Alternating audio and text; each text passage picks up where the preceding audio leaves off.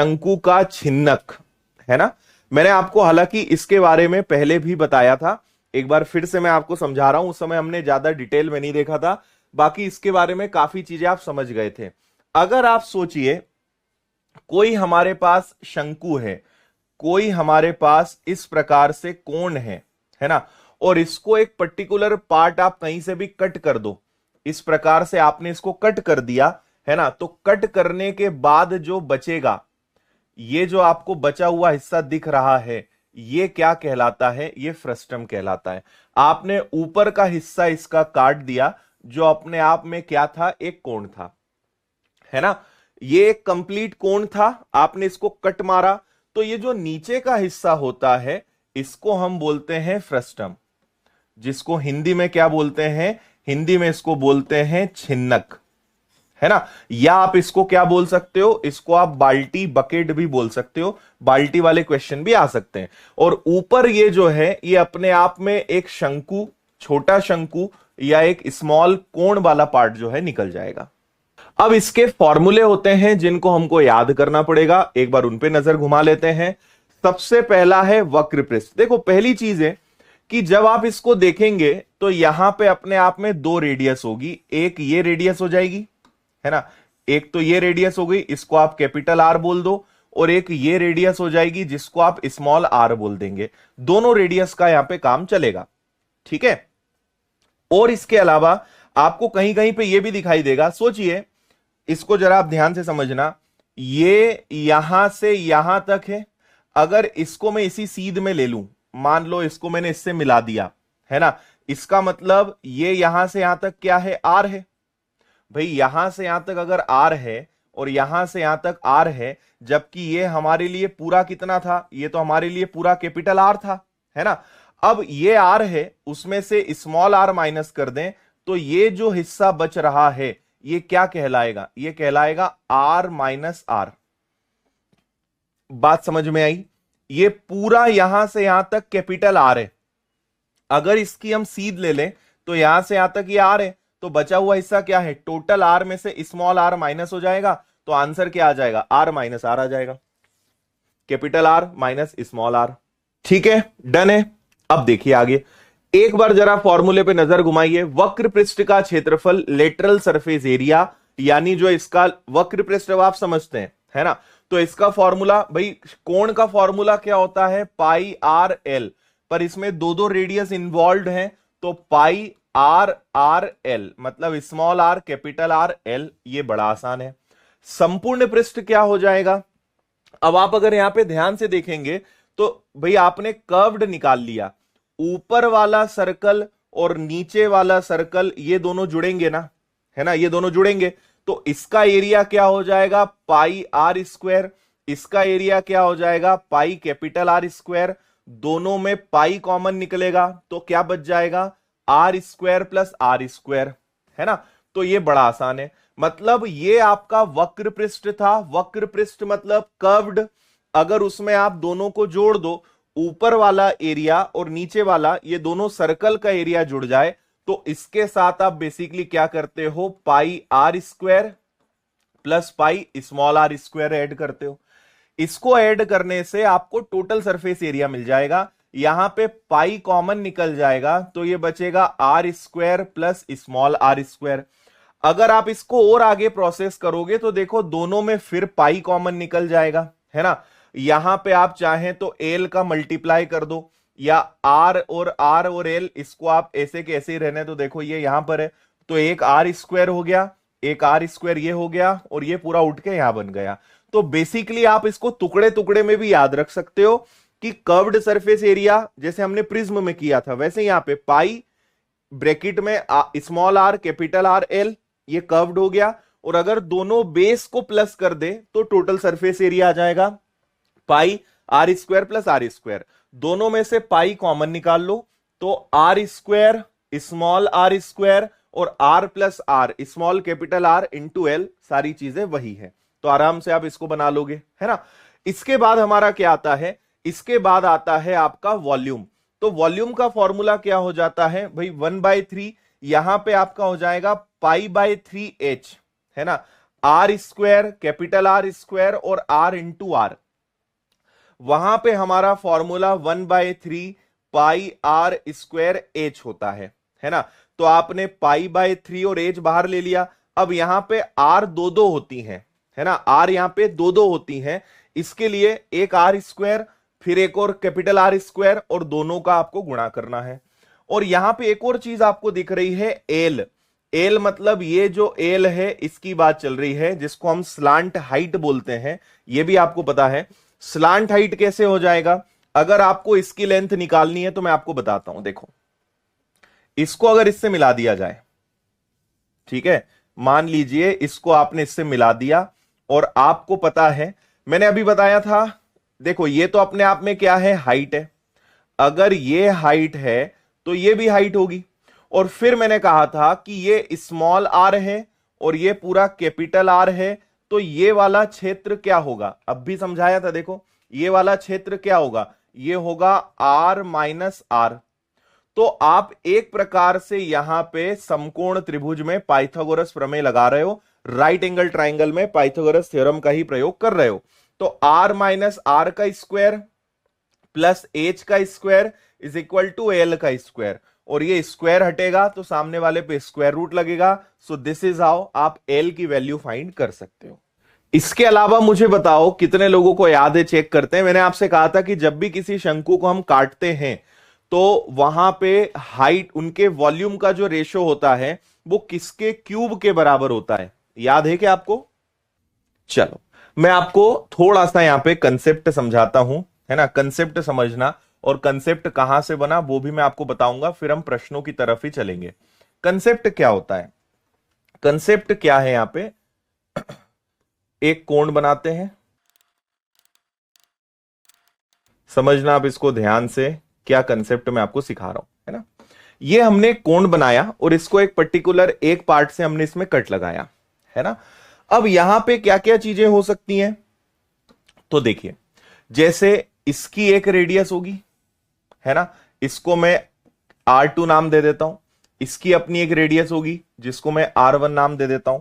फिर एक इनकी अपने आप में कंप्लीट हाइट भी होगी, है ना, इसको भी इस तरीके से बना लेते हैं। एक मिनट,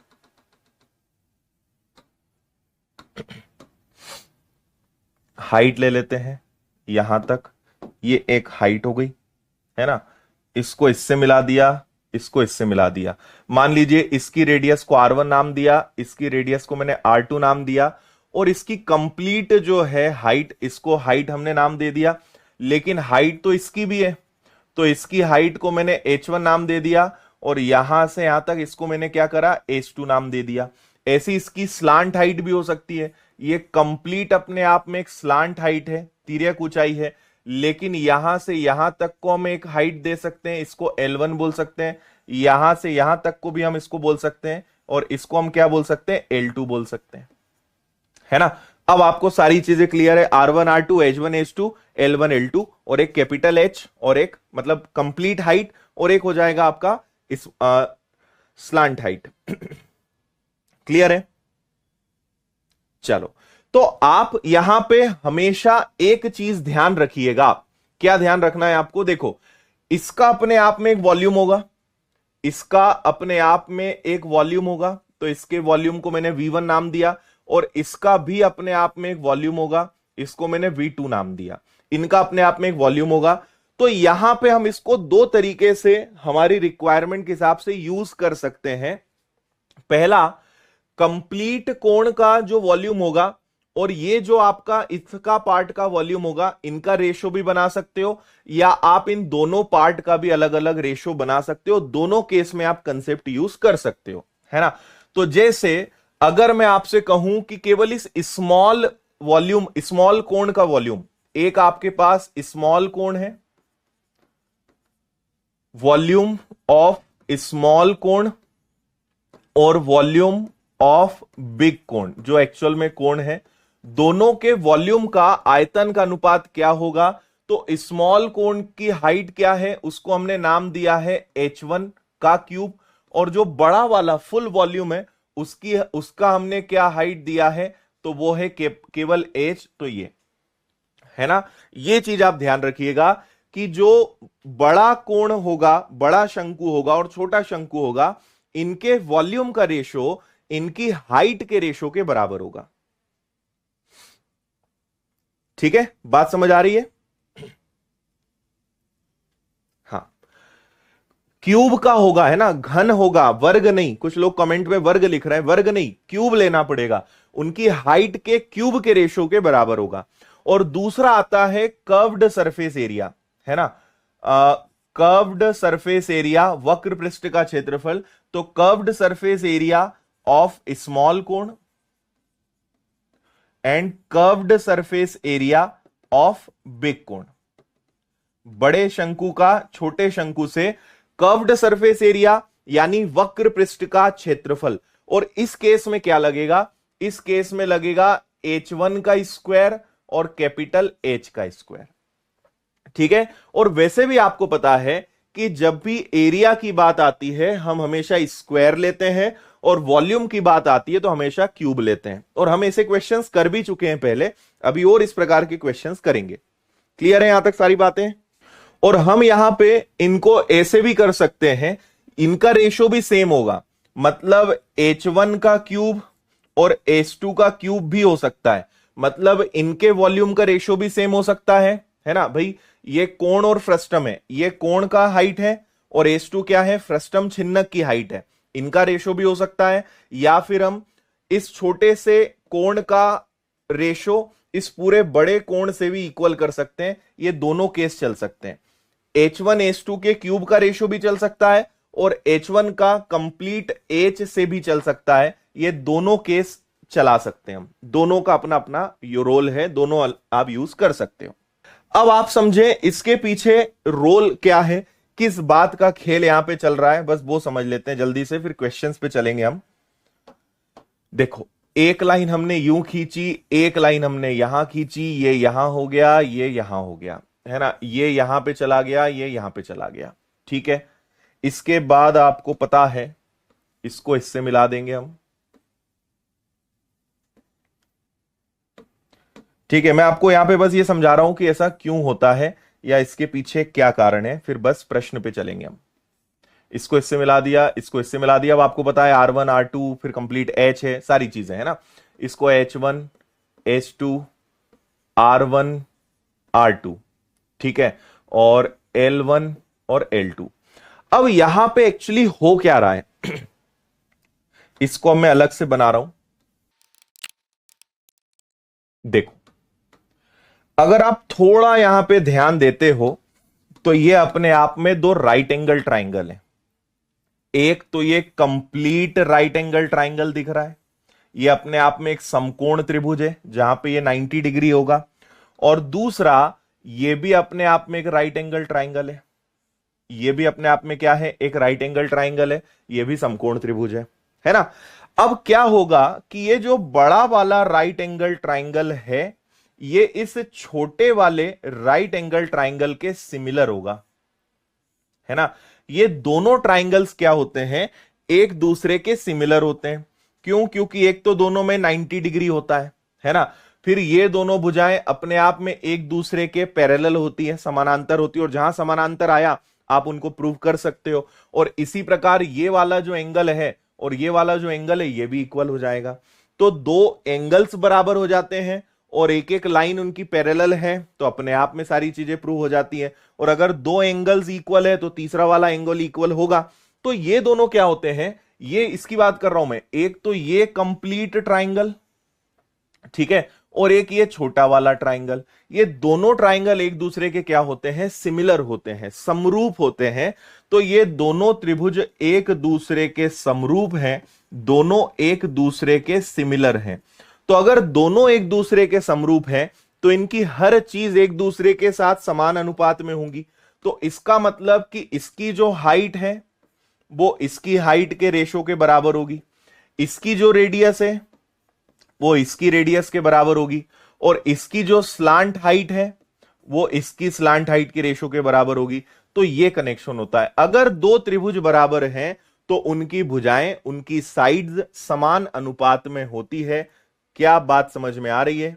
ओके, तो इसी से हम क्या कंक्लूजन निकाल सकते हैं?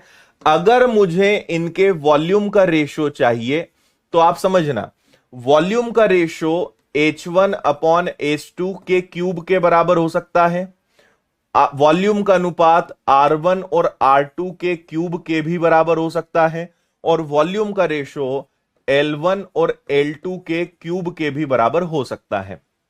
ठीक है, आयतन का अनुपात उनकी ऊंचाई के घन के अनुपात के बराबर भी हो सकता है, त्रिज्या के घन के बराबर भी हो सकता है, और स्लांट हाइट यानी तिर्यक ऊंचाई के घन के बराबर भी हो सकता है। और सेम चीज अप्लाई होती है आपके कर्व्ड सरफेस एरिया के लिए, वहां पर भी आप सेम चीज लगा सकते हो।